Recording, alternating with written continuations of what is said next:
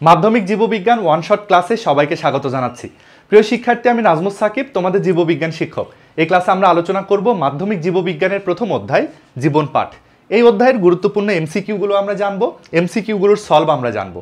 যারা অধ্যায়টা প্রথম থেকে শেষ পর্যন্ত পড়েছো, একটা রিভিশন প্রয়োজন, তোমরা এই ক্লাসটা দেখতে পারো। স্বল্প সময়ে একটা রিভিশন হয়ে যাবে। তাহলে চলো এমসিকিউগুলোর সলভ শুরু করা যাক। প্রথম এমসিকিউ এ কি বলা হচ্ছে দেখো, প্রকৃতি বিজ্ঞানের প্রাচীনতম শাখা কোনটি? সিলেট বোর্ড 2015 সালের প্রশ্ন। প্রকৃতি বিজ্ঞানের প্রাচীনতম শাখা কোনটি? তোমাদের প্রথমে জানতে হবে প্রকৃতি বিজ্ঞান বলতে কি বোঝায়। বিজ্ঞানের যে শাখায় প্রকৃতি নিয়ে আলোচনা করা হয় সেটাই প্রকৃতি বিজ্ঞান। প্রকৃতি কি? আমাদের চারপাশের পরিবেশই হলো আমাদের প্রকৃতি। মাটি, বায়ু, পানি, উদ্ভিদ, প্রাণী, এগুলো সবই কিন্তু প্রকৃতি।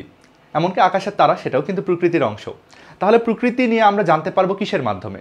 রসায়নের মাধ্যমে, পদার্থবিজ্ঞানের মাধ্যমে, তারপরে হচ্ছে জ্যোতির্বিজ্ঞানের মাধ্যমে। সবচেয়ে বড় কথা হলো জীববিজ্ঞান। জীববিজ্ঞানের মাধ্যমেই কিন্তু আমরা প্রকৃতি সম্পর্কে জানতে পারবো। প্রকৃতি বিজ্ঞানের প্রাচীন শাখা এগুলাই, পদার্থবিজ্ঞান, রসায়ন, জীববিজ্ঞান, জ্যোতির্বিজ্ঞান, এগুলাই কিন্তু প্রকৃতি বিজ্ঞানের প্রাচীনতম শাখা। অন্যগুলো তো অপশনে নাই। অপশনে কি আছে বলো? জীববিজ্ঞান আছে। প্রকৃতি বিজ্ঞানের প্রাচীনতম শাখা হচ্ছে জীববিজ্ঞান। এছাড়াও কিন্তু পদার্থবিজ্ঞান, রসায়ন, সেগুলো উত্তরে হবে। পদার্থবিজ্ঞানও হতে পারে। পদার্থবিজ্ঞান যদি অপশনে থাকতো সেটাও উত্তর হতো, এটাও প্রাচীন শাখা। রসায়ন হতো, জ্যোতির্বিজ্ঞান হতো। ঠিক আছে, প্রকৃতি বিজ্ঞানের প্রাচীনতম শাখা কিন্তু এগুলা। এখন দেখো, এই জীববিজ্ঞানকে কিন্তু ভেঙে পরে কৃষি বিজ্ঞান বানানো হয়েছে, বনবিজ্ঞান বানানো হয়েছে, সমুদ্র বিজ্ঞান বানানো হয়েছে। এগুলা কিন্তু সবই জীববিজ্ঞানেরই বিভিন্ন অংশ। এগুলো জীববিজ্ঞানের কিন্তু বিভিন্ন শাখা, বুঝছো? তাহলে প্রকৃতি বিজ্ঞানের প্রাচীনতম শাখা হচ্ছে জীববিজ্ঞান, পদার্থবিজ্ঞান, রসায়ন, এগুলা। পরের প্রশ্নতে যাই। পরের প্রশ্নতে বলা হচ্ছে জীবজগৎ সম্পর্কে সহজে এবং সুশৃঙ্খলভাবে জানতে সাহায্য করে কোনটি? জীবজগৎ সম্পর্কে আমরা সহজেই জানতে পারি, সুশৃঙ্খলভাবে জানতে পারি কিসের মাধ্যমে? সুশৃঙ্খলভাবে জানার জন্য আমাদের জানতে হবে শ্রেণীবিন্যাসবিদ্যা।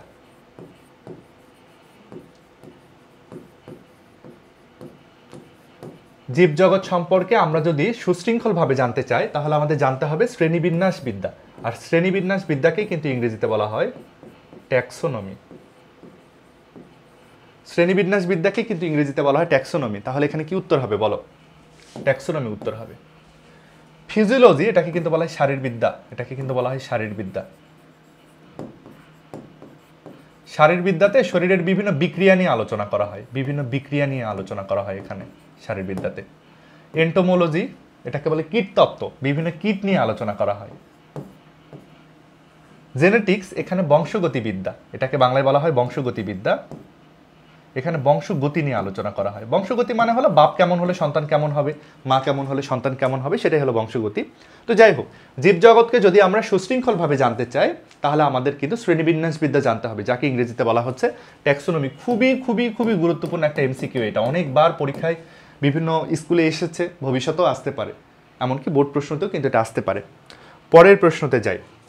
নিচের কোনটি এন্ডোক্রাইনোলজির সঙ্গে সম্পর্কযুক্ত? অপশনে আছে হলো কোষ, টিস্যু, এনজাইম এবং হরমোন। তোমরা লক্ষ্য করো, কোষ নিয়ে আলোচনা করা হয় কোষতত্ত্বতে, যেটাকে ইংরেজিতে বলা হয় সাইটোলজি। কোষতত্ত্বতে কোষ নিয়ে জানা যায়, টিস্যু নিয়ে জানা যায় হিস্টোলজিতে। হিস্টোলজিতে টিস্যু নিয়ে আলোচনা করা হয়। এনজাইম নিয়ে আলোচনা করা হয় ফিজিওলজিতে, শারীরতত্ত্বতে। ইংরেজিতেই লিখি ফিজিওলজি। ফিজিওলজিতে এনজাইম নিয়ে আলোচনা করা হয়। হরমোন নিয়ে আলোচনা করা হয় কোথায়? হরমোন কিন্তু বের হয় অন্তঃক্ষরা গ্রন্থি থেকে। হরমোন কিন্তু বের হয় অন্তঃক্ষরা গ্রন্থি থেকে। অন্তঃক্ষরা গ্রন্থি থেকে কিন্তু সবগুলো হরমোন বের হয়। হরমোন কি সেটা তো তোমরা জানো। হরমোন এক ধরনের কেমিক্যাল, এক ধরনের রাসায়নিক বস্তু, যারা আমাদের শরীরের বিভিন্ন কর্মকাণ্ড নিয়ন্ত্রণ করে। এরা বিভিন্ন মেসেজ বহন করে। ব্রেন থেকে মনে করে একটা হরমোন বের হয় এসে সে কিডনিকে বলে তুমি কম মূত্র উৎপাদন করো। হরমোন এভাবে কাজ করে। তো যাই হোক, হরমোনগুলো বের হয় কোত্থেকে? অন্তঃক্ষরা গ্রন্থি থেকে। অন্তঃক্ষরা গ্রন্থিকে কিন্তু আবার বলা হয় এন্ডোক্রাইন। Endocrine, endocrine glands. অন্তঃক্ষরা গ্রন্থিকে ইংরেজিতে বলা হয় এন্ডোক্রাইন গ্ল্যান্ডস। তাহলে তোমরাই বলো, এন্ডোক্রাইনোলজিতে এন্ডোক্রাইন গ্ল্যান্ডস নিয়ে আলোচনা করা হয়। এন্ডোক্রাইন গ্ল্যান্ডস মানে হচ্ছে অন্তঃক্ষরা গ্রন্থি। অন্তঃক্ষরা গ্রন্থি থেকে হরমোন ক্ষরণ হয়। তাহলে এন্ডোক্রাইনোলজির সঙ্গে সম্পর্ক কার বলো? হরমোনের সম্পর্ক। সহজ, অনেক সহজ, কিন্তু একটু বোঝার চেষ্টা করো। তোমার শরীরে হরমোনগুলো বের হয় অন্তঃক্ষরা গ্রন্থি থেকে। অন্তঃক্ষরা গ্রন্থিকে ইংরেজিতে বলা হয় এন্ডোক্রাইন গ্ল্যান্ডস। আর এন্ডোক্রাইন গ্ল্যান্ডস নিয়ে পড়াশোনা করা হয় বায়োলজির যে শাখায়, তার নামই হলো এন্ডোক্রাইনোলজি। এই তো, পরের প্রশ্নতে যাই। পরের প্রশ্নতে বলা হচ্ছে শ্বসন প্রক্রিয়া আলোচিত হয় কোন শাখায়? শ্বসন প্রক্রিয়া আলোচনা করা হয় বায়োলজির কোন শাখায়? দেখো, বায়োকেমিস্ট্রিতে কি নিয়ে আলোচনা করা হয়? বিভিন্ন জৈব রাসায়নিক পদার্থ নিয়ে আলোচনা করা হয়। বিভিন্ন জৈব রাসায়নিক পদার্থ মানে হরমোন, ভিটামিন, এনজাইম, এগুলো নিয়ে আলোচনা করা হয় মেইনলি বায়োকেমিস্ট্রিতে। বিভিন্ন অসুখ বিসুখ নিয়েও আলোচনা করা হয়। ফিজিওলজিতে, ফিজিওলজিকে কিন্তু বাংলায় বলা হয় শারীরতত্ত্ব। শারীরতত্ত্ব, এই শারীরতত্ত্বতে শরীরের মধ্যে ঘটা বিভিন্ন বিক্রিয়া নিয়ে আলোচনা করা হয়। শরীরের যে শ্বসন বিক্রিয়া হয়, শরীরের মধ্যে যে রেচনের বিক্রিয়া হয়, শরীরের মধ্যে যে বিপাক হয়, বিভিন্ন রকম বিপাক হয়, সালোক সংশ্লেষণ হয়, এগুলো সব নিয়ে আলোচনা করা হয় কিন্তু শারীরতত্ত্বতে। সাইটোলজিতে কোষের গঠন নিয়ে আলোচনা করা হয়। কোষতত্ত্ব তো, এটাকে কোষের গঠন নিয়ে আলোচনা করা হয় এখানে। কোষের গঠন নিয়ে এখানে আলোচনা করা হয়। আর হিস্টোলজিতে টিস্যুর গঠন নিয়ে আলোচনা করা হয়। টিস্যুর গঠন নিয়ে আলোচনা করা হয়। তাহলে প্রশ্নতে আমাদের কি বলা হয়েছিল? শ্বসন প্রক্রিয়া আলোচনা করা হবে কোথায়? শ্বসন প্রক্রিয়া আলোচনা করা হবে শারীরতত্ত্বতে। আর শারীরতত্ত্ব মানে কি? ফিজিওলজি। তাহলে উত্তর হবে এই ফিজিওলজি। বুঝতে পারছো সবাই? ফিজিওলজি মানে শারীরতত্ত্ব। শারীরতত্ত্ব মানে শরীরের মধ্যে বিভিন্ন বিক্রিয়া নিয়ে আলোচনা। শরীরের বিভিন্ন বিক্রিয়া আলোচনা করা হয় শারীরতত্ত্বতে। পরের প্রশ্নতে যাই। শারীরবিদ্যার আলোচ্য বিষয় কোনটি? শারীরবিদ্যার আলোচ্য বিষয় কোনটি? শারীরবিদ্যা এর আলোচ্য বিষয় হচ্ছে রেচন, শরীরে খাদ্য পরিপাক, শ্বসন, সালোক সংশ্লেষণ,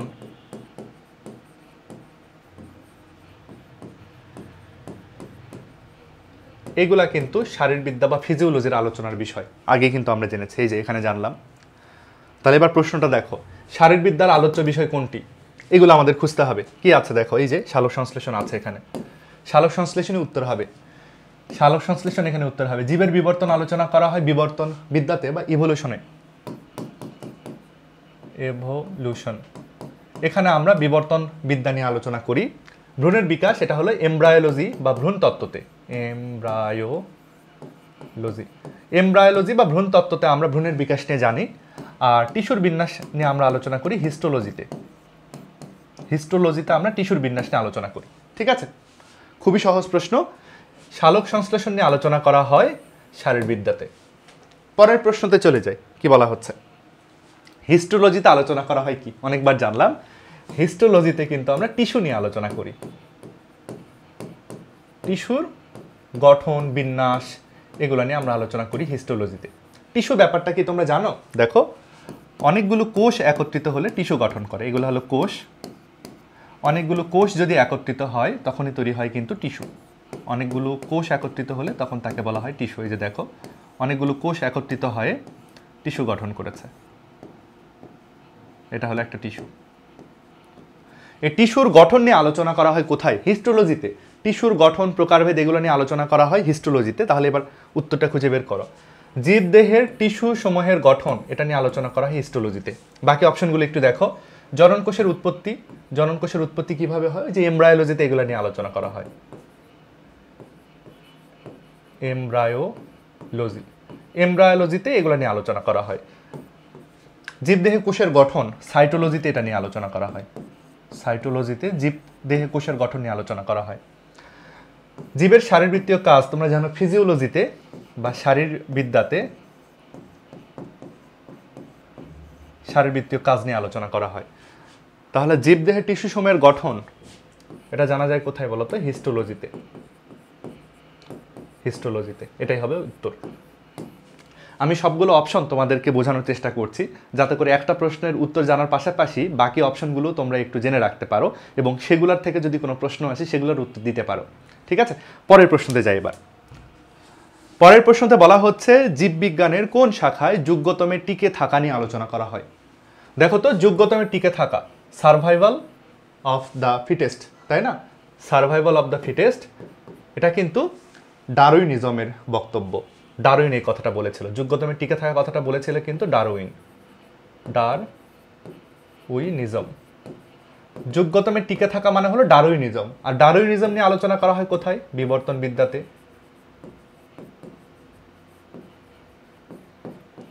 বিবর্তনবিদ্যাকে ইংরেজিতে কি বলা হয়? এভলিউশন বলা হয়। এভলিউশন। তাহলে আমাদের এখানে উত্তর কি হবে বলো? এভলিউশন উত্তর হবে। জীববিজ্ঞানের কোন শাখায় যোগ্যতমে টিকে থাকা নিয়ে আলোচনা করা হয়? এভলিউশনে। এছাড়া এখানে এন্টামোলজি আছে, এমব্রায়োলজি আছে, এটা মানে হলো ভ্রূণ, ভ্রূণ নিয়ে আলোচনা এখানে। হিস্টোলজি, এখানে শরীরের টিস্যু নিয়ে আলোচনা, তোমরা অনেকবার শুনেছো। প্যারাসাইটোলজি, এখানে পরজীবী নিয়ে আলোচনা, দেহের মধ্যে যেই জীবাণুগুলো এসে বাসা বাঁধে তাদের নিয়ে আলোচনা হয় প্যারাসাইটোলজিতে। পরের প্রশ্নতে যাই এবার। পরের প্রশ্নতে বলা হচ্ছে জীববিজ্ঞানের ফলিত শাখা কোনটি? তোমরা জানো ফলিত শাখা কি? জীববিজ্ঞানের যে শাখাগুলোতে তাত্ত্বিক আলোচনা কম থাকে, বরং প্রায়োগিক বা প্র্যাকটিক্যাল আলোচনা বেশি থাকে, সরাসরি মানব জীবনের সঙ্গে বেশি সম্পর্কীয়, এমন আলোচনাগুলোকে কিন্তু বলা হয় ফলিত শাখা। বায়োলজির ফলিত শাখা কোনগুলো এগুলোর মধ্যে? দেখো, এই যে জীব প্রযুক্তি বা বায়োটেকনোলজি, জীব প্রযুক্তি যাকে ইংরেজিতে বলা হয় বায়োটেকনোলজি, বায়োটেকনোলজি। বায়োলজি এবং টেকনোলজির সম্মিশ্রণ হচ্ছে বায়োটেকনোলজি। এখানে বায়োলজির বিভিন্ন জ্ঞানকে কম্পিউটারাইজ ডাটার মাধ্যমে প্রসেসিং করে বিভিন্ন গুরুত্বপূর্ণ আবিষ্কার করা হয়, এটাই হলো বায়োটেকনোলজি। এটাই কিন্তু জীববিজ্ঞানের একটা ফলিত শাখা। যদি তুমি খেয়াল করো, ভ্রূণবিদ্যা বা এমব্রায়োলজি এটা কিন্তু তোমার হচ্ছে একটা ভৌত শাখার মধ্যেই পড়ে। বাস্তুবিদ্যা বা ইকোলজি এটাও ভৌত বিজ্ঞানের মধ্যেই পড়ছে। তারপর হচ্ছে জীব ভূগোল যেটা, সেটাও কিন্তু তোমার হচ্ছে ভৌত বিজ্ঞানের মধ্যেই পড়ছে। ফলিত শাখা হচ্ছে বায়োটেকনোলজি বা জীব প্রযুক্তি। এবার পরের প্রশ্নতে যাই, কি বলা হচ্ছে দেখি। বলা হচ্ছে ফলিত জীববিজ্ঞানের শাখা কোনটি? আবার একই রকমই প্রশ্ন, ফলিত জীববিজ্ঞানের শাখা কোনটি আমাদের এখানে একটু খুঁজতে হবে। হিস্টোলজি এটা একটা ভৌতের মধ্যেই পড়ে, ভৌত বিজ্ঞানের শাখা। ভ্রূণবিজ্ঞান এটাও ভৌত বিজ্ঞানের শাখা। বাস্তুবিজ্ঞান এটাও কিন্তু ভৌত বিজ্ঞানেরই শাখা। কীটতত্ত্ব, কীট পতঙ্গ সম্পর্কে আলোচনা হলো কীটতত্ত্ব। এটা যদি আমরা জানি তাহলে আমরা আমাদের যেই ক্ষেত ফসল আছে সেগুলোর সুরক্ষাতে বেশি ভালো কাজ করতে পারবো। এটা মোটামুটি কিন্তু একটা প্রায়োগিক ব্যাপার, প্র্যাকটিক্যাল ব্যাপার। আমাদের কৃষির উন্নয়নের জন্য আমাদের কীটতত্ত্বটা জানা দরকার। এই জন্য কীটতত্ত্ব হচ্ছে একটা ফলিত জীববিজ্ঞানের শাখা, ফলিত শাখা। ঠিক আছে, পরেরটাতে যাই। প্রোক্যারিওটিক জীব কোনটি? প্রোক্যারিওটিক জীব কোনটি? প্রো মানে হলো আদি, প্রো মানে হলো আদি, ক্যারিওটিক মানে হলো নিউক্লিয়াস বিশিষ্ট, নিউক্লিয়াস যুক্ত। তাহলে প্রোক্যারিওটিক শব্দের অর্থ হচ্ছে আদি নিউক্লিয়াস যুক্ত। আদি নিউক্লিয়াস যুক্ত কোন জীব কোনটা, কোষ কোনটা? আদি নিউক্লিয়াস বিশিষ্ট জীব হচ্ছে তোমাদের এই বইয়ের একটাই, সেটা হচ্ছে মনেরা, মনেরা রাজ্য। মনেরা রাজ্যের যত জীব আছে সবাই হচ্ছে এরকম আদি নিউক্লিয়াস যুক্ত বা আদিকোষী টাইপের। মনেরার কোন উদাহরণটা এখানে আছে দেখো। মনেরার দুইটা উদাহরণ হয়, একটা হয় ব্যাকটেরিয়া, ব্যাকটেরিয়া, ব্যাকটেরিয়াটা তোমাদের চারটা অপশনে নাই। আরেকটা অপশন হবে এই সায়ানোব্যাকটেরিয়া বা নীলাভ সবুজ শৈবাল। নীলাভ সবুজ শৈবাল বা সায়ানোব্যাকটেরিয়া, সেটাও কিন্তু একটা উত্তর। তার মানে আমরা মনে রাখবো নীলাভ সবুজ শৈবাল এবং ব্যাকটেরিয়া এই দুজন হলো মনেরা। মনেরারা হচ্ছে আদি নিউক্লিয়াস যুক্ত, এদেরকেই বলা হয় প্রোক্যারিওটিক জীব। মাশরুম এটা হচ্ছে ফানজাই, এটা হবে না কারণ এটা প্রকৃতকোষী। ডায়াটম এটা হচ্ছে এক ধরনের শৈবাল, এটাও হবে না, এটা প্রোটিস্টার মধ্যে পড়ে। কীটতত্ত্ব এটা তো অবশ্যই হবে না। তো যাই হোক, উত্তর আমরা পেয়ে গেছি। পরের প্রশ্নতে যাই। কোন অঙ্গাণুটি ব্যাকটেরিয়াতে উপস্থিত থাকে? কোন অঙ্গাণুটি ব্যাকটেরিয়ার মধ্যে উপস্থিত থাকে? তোমরা জানো ব্যাকটেরিয়া হচ্ছে আদিকোষী, ব্যাকটেরিয়া হচ্ছে আদিকোষী। আদিকোষী জীবের মধ্যে কোনো কোষীয় অঙ্গাণু থাকে না, শুধু একটা কোষীয় অঙ্গাণু থাকে যার নাম হলো রাইবোসোম। আদিকোষী জীবের বৈশিষ্ট্য হচ্ছে রাইবোসোম ব্যতীত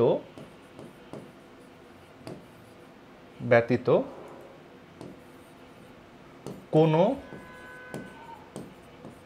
কোষীয় অঙ্গাণু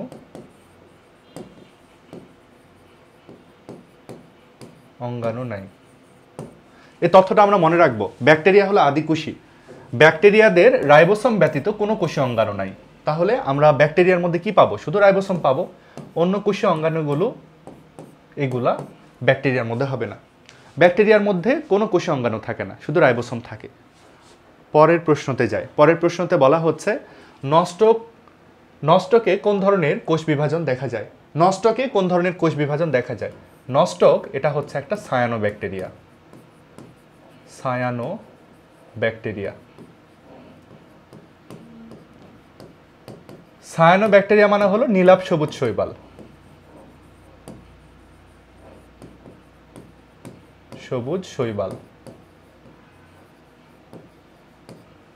নষ্টক হচ্ছে একটা সায়ানোব্যাকটেরিয়া। সায়ানোব্যাকটেরিয়া মানে হলো নীলাভ সবুজ শৈবাল। নীলাভ সবুজ শৈবালের কোন ধরনের কোষ বিভাজন দেখা যায়? নীলাভ সবুজ শৈবালের এক ধরনের দ্বিবিভাজন দেখা যায়।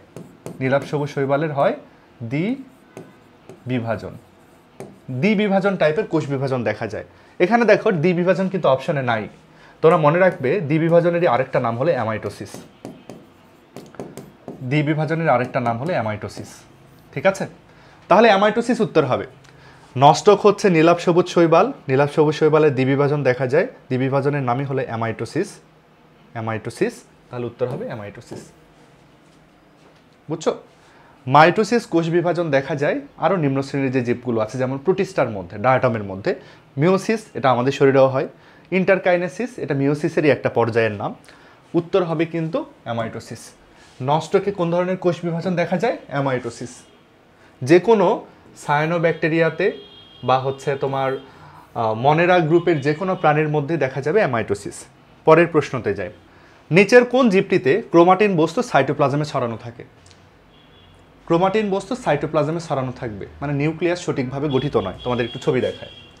ক্রোমাটিন বস্তু সাইটোপ্লাজমে ছড়ানো এর মানে কি? ধরা যাক এটা একটা কোষ, এইগুলা হচ্ছে ক্রোমাটিন বস্তু। দেখো ক্রোমাটিন বস্তু পুরো কোষের সাইটোপ্লাজমে ছড়ানো। ক্রোমাটিন বস্তু কিন্তু পুরো কোষের সাইটোপ্লাজমে ছড়ানো, এরকম কিন্তু এটা একটা কোষ। এই কোষটাকে আশা করি তোমরা চিনতে পারছো।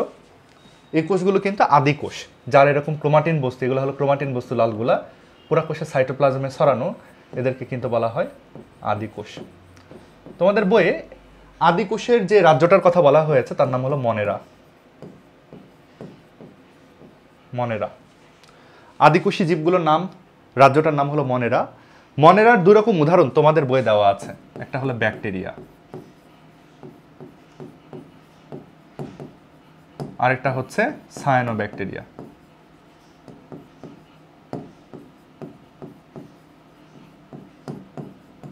তোমরা হয়তো জানো সায়ানোব্যাকটেরিয়ারই কিন্তু বাংলা হলো নীলাভ সবুজ শৈবাল। সায়ানোব্যাকটেরিয়ার বাংলায় হচ্ছে নীলাভ সবুজ শৈবাল, এটাই উত্তর হবে। ব্যাকটেরিয়া উত্তর হতো, তবে ব্যাকটেরিয়া তো অপশনে নাই। দেখো ক্রোমাটিন বস্তু সাইটোপ্লাজমে ছড়ানো মানে এরকম অবস্থা, এটাকে বলে আদিকোষী। আদিকোষীর রাজ্য হলো মনেরা। মনেরার উদাহরণ হলো ব্যাকটেরিয়া অথবা সায়ানোব্যাকটেরিয়া। সায়ানোব্যাকটেরিয়া তো অপশনে আছে কিন্তু বাংলায় আছে। দেখো পেনিসিলিয়াম, অ্যামিবা, প্যারামিসিয়াম, এরা সবাই কিন্তু প্রকৃতকোষী। এরা সবাই হলো প্রকৃতকোষী। প্রকৃতকোষী মানে হচ্ছে তার ক্রোমাটিন বস্তুগুলো নিউক্লিয়াসের মধ্যে থাকবে, সাইটোপ্লাজমে ছড়ানো হবে না। পরের প্রশ্নতে যাই। পরের প্রশ্নতে বলা হচ্ছে চিত্র এ এর জীবটি কোন রাজ্যের অন্তর্ভুক্ত? চিত্র এ। চিত্র এ হচ্ছে অ্যামিবা। তোমরা সবাই জানো এর ছবি। চিত্র এ হলো অ্যামিবা। অ্যামিবার যে রাজ্য তার নাম হলো প্রোটিস্টা। এর উত্তর খোঁজো। প্রোটিস্টা কোথায় আছে? এই যে বি অপশন, প্রোটিস্টা। মনেরা হবে না, ফানজায়া হবে না, অ্যানিমেলিয়া হবে না, প্রোটিস্টা উত্তর হবে বি অপশন। পরের প্রশ্নতে যায়। এবার পরের প্রশ্নতে যায়, বলা হচ্ছে নিচের কোনটিতে হ্যাপ্লয়েড স্পোর দিয়ে বংশবৃদ্ধি ঘটে? হ্যাপ্লয়েড স্পোর দিয়ে বংশবৃদ্ধি কার ঘটে? ফানজাইয়ের। ফানজাই রাজ্যের মধ্যে এরকম করে বংশবিস্তার হয়। ফানজাইয়ের উদাহরণ তোমাদের বই কি কি দেওয়া আছে বলো? ব্যাঙের ছাতা, ব্যাঙের ছাতা, তাই না? এটা হতে পারে। পেনিসিলিন হতে পারে, পেনিসিলিয়াম হতে পারে, ইস্ট হতে পারে। এগুলো আমরা উত্তরে খুঁজবো, ঠিক আছে? ব্যাঙের ছাতার কিন্তু আরেকটা নাম হলো মাশরুম। ভালো নাম কিন্তু, মাশরুম। ওকে, এগুলো আমরা উত্তরে খুঁজবো। মজার ব্যাপার হচ্ছে সবগুলো অপশনে আছে।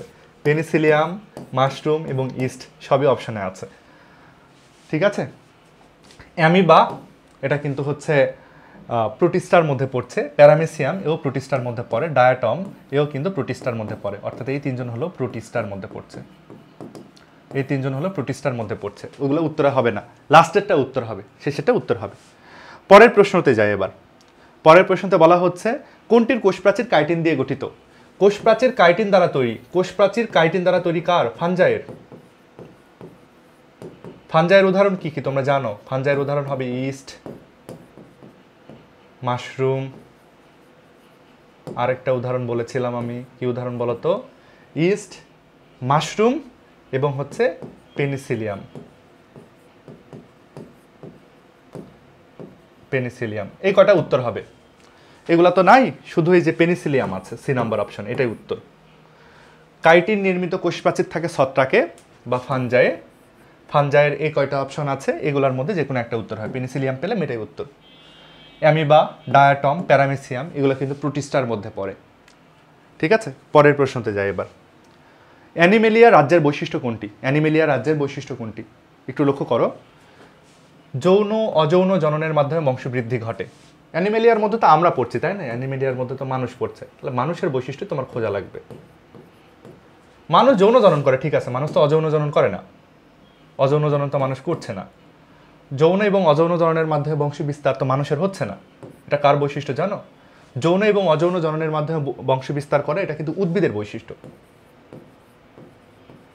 উদ্ভিদ বা প্ল্যান্টিয়ের বৈশিষ্ট্য,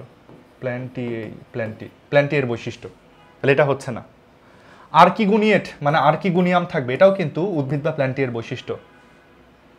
দেহে সরল টিস্যুতন্ত্র বিদ্যমান, এটাও কিন্তু উদ্ভিদের বৈশিষ্ট্য। ভ্রূণীয় স্তর তৈরি হয়, এটা প্রাণীদের বৈশিষ্ট্য। প্রাণীদের কি হয় জানো? ভ্রূণের মধ্যে অনেক লেয়ার পাওয়া যায়, আমি একটু দেখাই। মানুষের ভ্রূণে আসলে 3টা লেয়ার থাকে। এটা মনে করো মানুষের ভ্রূণের সবচেয়ে ভেতরের স্তর, এই লেয়ারটাকে বলা হয় এন্ডোডার্ম।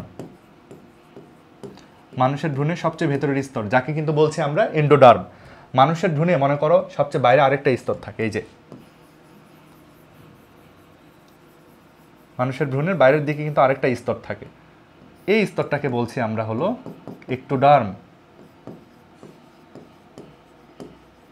এবার এই দুই স্তরের মাঝে কিন্তু আরেকটা লেয়ার থাকে মানুষের ভ্রূণে, এই স্তরটার নাম হলো মেসোডার্ম। তাহলে দেখো, ভ্রূণের মধ্যে অনেকগুলো লেয়ার থাকা, এটা কাদের বৈশিষ্ট্য বলো? এটাই হচ্ছে অ্যানিমেলিয়াদের বৈশিষ্ট্য। আমাদের ভ্রূণে এরকম 3টা লেয়ার থাকে, সবচেয়ে ভেতরের স্তরের নাম হলো এন্ডোডার্ম, সবচেয়ে বাইরের লেয়ারের নাম হলো এক্টোডার্ম, আর মাঝের লেয়ারটার নাম হলো মেসোডার্ম। ঠিক আছে, মনে থাকে যেন। তাহলে ভ্রূণীয় স্তর থাকা, এটাই হলো অ্যানিমেলিয়ার বৈশিষ্ট্য। পরের প্রশ্নতে যায়। জীবজগৎকে 6টি রাজ্যে ভাগ করেন কে? দেখো, হুইটেকার কিন্তু জীবজগৎকে 5টা রাজ্যে ভাগ করেছিলেন। হুইটেকার শ্রেণীবিন্যাসটাকে আরেকটু বর্ধন করেছেন, সেটাকে আরেকটু মডিফাই করেছেন। হুইটেকার শ্রেণীবিন্যাসের প্রোটিস্টা নামের যে রাজ্যটা আছে, সেটাকে ভেঙে 2 ভাগে ভাগ করেছেন কোন বিজ্ঞানী? জীবজগৎকে 6টা রাজ্যে বিভক্ত করেন টমাস কেভলিয়ার স্মিথ। এটা অপশন হবে, টমাস কেভলিয়ার স্মিথ। এখানে একটু বানান ভুল গেছে, কেভলিয়ার হবে, কেভলিয়ার, অক্ষরগুলো একটু উল্টাপাল্টা হয়ে গেছে। টমাস কেভলিয়ার স্মিথ, তিনি কিন্তু জীবজগৎকে মোট 6টা রাজ্যে বিভক্ত করেন। ওকে, পরের প্রশ্নটা একটু দেখি। কোন বৈজ্ঞানিক নামটি সঠিকভাবে লেখা হয়নি? দেখো, কয়েকটা বৈজ্ঞানিক নাম দেওয়া আছে, কোনটা সঠিকভাবে লেখা নাই। বৈজ্ঞানিক নামের কিন্তু অনেকগুলো রুল আছে, আমরা জানি। বৈজ্ঞানিক নামে 2টা পদ থাকে। এই নামগুলো যদি তুমি কম্পিউটারে টাইপ করে এটা লিখতে হয়। প্রথম পদটাকে বলে গণের নাম, তার প্রথম অক্ষরটা বড় হাতের হয়। পরের পদটার নাম প্রজাতি, সেটার প্রথম অক্ষর কিন্তু ছোট হাতের অক্ষরে হয়। এরকম অনেকগুলো নিয়ম আছে। কোন বৈজ্ঞানিক নামটা নিয়মগুলো মেনে চলেনি একটু দেখি। দেখো, কাঁঠালের বৈজ্ঞানিক নাম হলো আর্টোকার্পাস হেটারোফাইলাস, সঠিকভাবে আছে, তাহলে এটা উত্তর হচ্ছে না। নিমফিয়া নৌচালি, নিমফিয়া নৌচালি, এটা তো শাপলার বৈজ্ঞানিক নাম, তাই না? কোনো তো ভুল দেখছি না, এটাও তাহলে সঠিকভাবে লেখা আছে। তারপরে দেখো, দোয়েল পাখির বৈজ্ঞানিক নাম কপসিকাস সলারিস, বৈজ্ঞানিক নাম কিন্তু ঠিক আছে, তবে দ্বিপদ নামকরণ লেখার যে নিয়ম কানুন সেটা মানা হয়নি এখানে। দেখো, আমরা জানি পরের পদটার নাম হলো প্রজাতি, প্রজাতির প্রথম অক্ষর ছোট হাতের অক্ষরে হতো, এসটা ছোট হাতের অক্ষরে হতো, এসটা বড় হাতের অক্ষরে দেওয়া আছে, কাজে এটাই কিন্তু আমাদের উত্তর হবে। শেষেরটা দেখো, হোমোস্যাপিয়েন্স, মানুষের বৈজ্ঞানিক নাম সঠিকভাবে লেখা আছে, এটা উত্তর না। উত্তর হচ্ছে আমাদের সি নাম্বার অপশন, উত্তর হলো সি নাম্বার অপশন। কোন বৈজ্ঞানিক নামটি সঠিকভাবে লেখা হয়নি? এই যে সি নাম্বার অপশনের নামটাই সঠিকভাবে লেখা হয়নি। পরের প্রশ্নতে দেখি আমরা, আরশোলার বৈজ্ঞানিক নাম কি? আরশোলার বৈজ্ঞানিক নাম কি? দেখো, অরাইজা স্যাটিভা, এটা কিন্তু ধান গাছের বৈজ্ঞানিক নাম। ধান গাছের বৈজ্ঞানিক নাম হচ্ছে অরাইজা স্যাটিভা। আর্টোকার্পাস হেটারোফাইলাস এটা কিন্তু কাঁঠাল গাছের বৈজ্ঞানিক নাম। কাঁঠাল গাছের বৈজ্ঞানিক নাম, কাঁঠাল গাছের বৈজ্ঞানিক নাম কিন্তু আর্টোকার্পাস হেটারোফাইলাস। এই যে ভিব্রিও কলেরা এটা কিন্তু কলেরা রোগের বৈজ্ঞানিক নাম। কলেরা রোগের জন্য যে জীবাণু আছে কলেরা জীবাণুর কিন্তু বৈজ্ঞানিক নাম। কিন্তু এই যে পেরিপ্ল্যানেটা আমেরিকানা এটাই কিন্তু হচ্ছে আরশোলা বা তেলাপোকার বৈজ্ঞানিক নাম। এটাই হচ্ছে আরশোলা বা তেলাপোকার বৈজ্ঞানিক নাম। এখানে যে দেখো পেরি, পেরি শব্দের মানে হলো চারপাশ, চারপাশ। প্ল্যানেটা মানে হলো ঘোরাফেরা করা, ঘোরাফেরা। আরশোলারা হুদায় চারপাশে ঘোরাফেরা করে, এই জন্য পেরি প্ল্যানেটা। আমেরিকাতে এই স্পেসিসটা পাওয়া গিয়েছিল, তাই আমেরিকানা। এই হচ্ছে আরশোলার বৈজ্ঞানিক নাম। তাহলে আরশোলার বৈজ্ঞানিক নাম কি? Periplaneta americana. আমরা আশা করি পারবো। পরের প্রশ্নতে যাই। বলা হচ্ছে কর্করাস ক্যাপসুলারিস কোনটির বৈজ্ঞানিক নাম? কর্করাস ক্যাপসুলারিস এটা কিন্তু পাটের বৈজ্ঞানিক নাম। এই যে এখানে পাট, পাট হবে উত্তর। ধানের বৈজ্ঞানিক নাম হলো অরাইজা স্যাটিভা। কাঁঠালের বৈজ্ঞানিক নাম হচ্ছে আর্টোকার্পাস হেটারোফাইলাস। আর শাপলার বৈজ্ঞানিক নাম হচ্ছে নিমফিয়া নৌচালি। তাহলে আমাদের উত্তর হচ্ছে এখানে পাট। পরের প্রশ্নতে যাই। বলা হচ্ছে নিমফিয়া নৌচালি কোনটির বৈজ্ঞানিক নাম? নিমফিয়া নৌচালি কোনটির বৈজ্ঞানিক নাম? একটু লক্ষ্য করো, নিমফিয়া নৌচালি কোনটির বৈজ্ঞানিক নাম? আমরা জানি নিমফিয়া নৌচালি আমাদের জাতীয় ফুল, শাপলার বৈজ্ঞানিক নাম। তাহলে উত্তর হবে শাপলা। কাঁঠালের বৈজ্ঞানিক নাম হচ্ছে আর্টোকার্পাস হেটারোফাইলাস। জবার বৈজ্ঞানিক নাম হচ্ছে হিবিস্কাস রোজা সাইনেন্সিস। আমের বৈজ্ঞানিক নাম হচ্ছে ম্যানজিফেরা ইন্ডিকা। ঠিক আছে, পরের প্রশ্নটা এবার দেখি। পরের প্রশ্নতে বলা হচ্ছে কি ধানের বৈজ্ঞানিক নাম কি? ধানের বৈজ্ঞানিক নাম কোনটি? খুবই সহজ, ওরাইজা স্যাটিভা। ম্যানজিফেরা ইন্ডিকা এটা হলো আম গাছের বৈজ্ঞানিক নাম, আম গাছের বৈজ্ঞানিক নাম। আর্টোকার্পাস হেটারোফাইলাস এটা হলো কাঁঠাল গাছের বৈজ্ঞানিক নাম, কাঁঠাল গাছের। ব্রাসিকা নাপাস এটা হচ্ছে সরিষা, সরিষার বৈজ্ঞানিক নাম, সরিষা গাছের বৈজ্ঞানিক নাম। ঠিক আছে, পরেরটাতে যাই। এই প্রশ্নটার দিকে লক্ষ্য করো। বলা হচ্ছে ফলিত জীববিজ্ঞানের শাখা। জীববিজ্ঞানের ফলিত শাখা কোনগুলা? বাস্তুবিদ্যা বা ইকোলজি এটা কিন্তু ভৌত শাখা, এটা হবে না। জীব প্রযুক্তি বা বায়োটেকনোলজি এটা কিন্তু একটা ফলিত শাখা, কারণ এখানে আমরা জীববিজ্ঞানের জ্ঞানকে মানুষের কল্যাণে কাজে লাগাই। ফার্মেসি এটাও কিন্তু একটা ফলিত শাখা, কারণ এখানেও বায়োলজির জ্ঞানকে কাজে লাগাই বিভিন্ন ঔষধ বানানো হয়। তাহলে 2, 3 কোথায় আছে? এই যে সি আছে, এটা উত্তর, সি উত্তর। পরের প্রশ্নতে চলে যাই। পরের প্রশ্নতে কি বলা হচ্ছে দেখো। নীলাভ সবুজ শৈবালের কোষে, নীলাভ সবুজ শৈবালের কোষ বলতে কি বোঝানো হচ্ছে? মনেরা। মনেরার বৈশিষ্ট্যগুলো আমাদের খুঁজে বের করতে হবে। মনেরার কোষগুলো কিন্তু হয় আদি কোষ, মনেরা হয় কিন্তু আদি কোষ। আদি কোষের মধ্যে নিউক্লিয়াস সুগঠিত নয়, অর্থাৎ সুগঠিত নিউক্লিয়াস অনুপস্থিত। ঠিক আছে, ভালো কথা। মাইটোকন্ড্রিয়া থাকে না, হ্যাঁ আমরা এটাও জানি যে আদি কোষের মধ্যে রাইবোসোম ছাড়া কোনো কোষীয় অঙ্গাণু থাকে না, এটাও ঠিক আছে। ডিএনএ অথবা আরএনএ থাকে, হ্যাঁ এটাও ঠিক আছে। তবে ডিএনএ আরএনএ নিউক্লিয়াসের ভেতরে থাকে না, একদম মুক্তভাবে থাকে। তাহলে 3টাই অপশন হবে, যে ডি উত্তর। 3টাই অপশন, ডি উত্তর এখানে। পরের প্রশ্নতে চলে যাই। পরের প্রশ্নতে কি বলা হচ্ছে দেখি। প্রোটিস্টা রাজ্যের বৈশিষ্ট্য। প্রোটিস্টা রাজ্যের বৈশিষ্ট্য 2 নম্বর রাজ্য। প্রোটিস্টা হচ্ছে 2 নম্বর রাজ্য। এরা কিন্তু হলো প্রকৃত কোষ, প্রকৃত কোষ। প্রোটিস্টা হলো প্রকৃত কোষ, তার মানে এদের মধ্যে সুগঠিত নিউক্লিয়াস থাকবে। ঠিক আছে। কনজুগেশনের মাধ্যমে এদের যৌন জনন ঘটবে, এটাও ঠিক আছে। কোষ প্রাচীর কাইটিন নামক বস্তু দ্বারা গঠিত না, এটা তো ফাঞ্জাইয়ের বৈশিষ্ট্য। তাহলে 1, 2, 1, 2 উত্তর। 1, 2 আছে হচ্ছে এতে, এ উত্তর। পরের প্রশ্নতে যায়।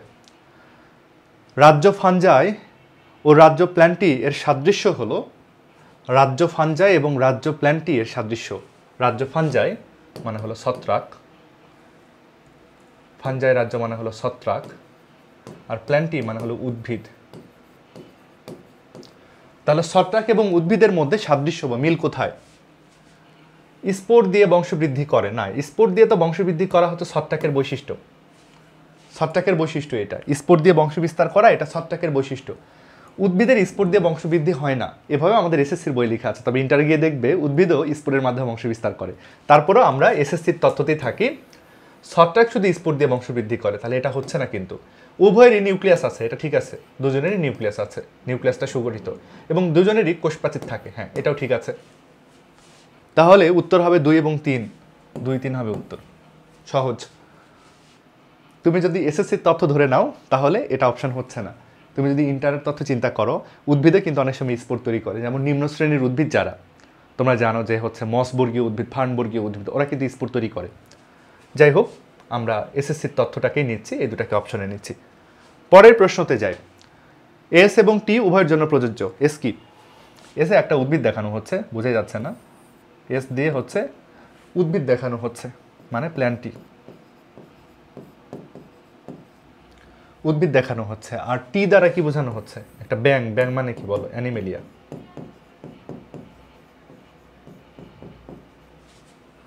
প্ল্যান্টটি এবং অ্যানিমেলিয়া দেখানো হচ্ছে, এদের উভয়ের জন্য প্রযোজ্য, অর্থাৎ কমন বৈশিষ্ট্য খুঁজে বের করা লাগবে।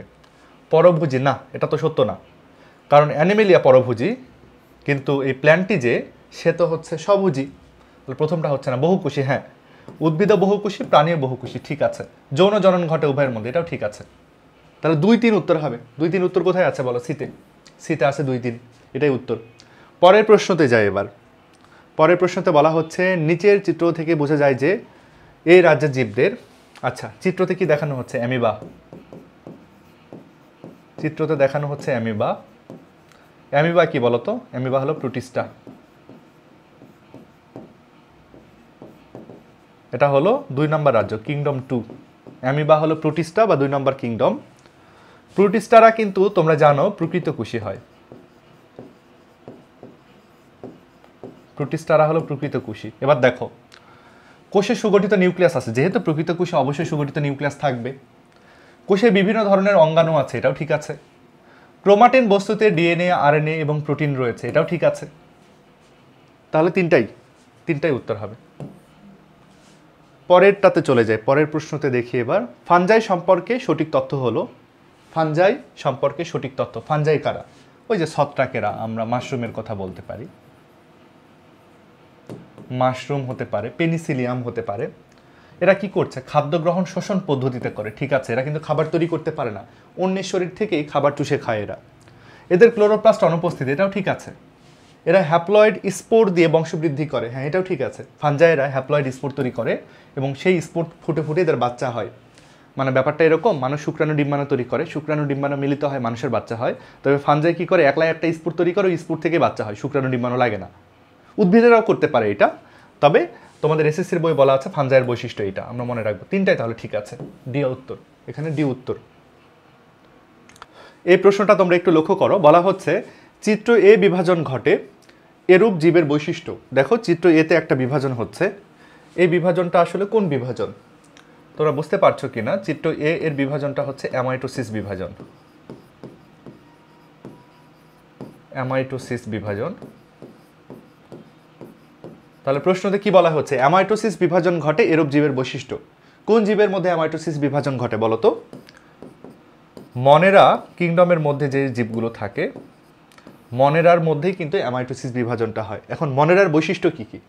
মনেরার বৈশিষ্ট্য কি কি?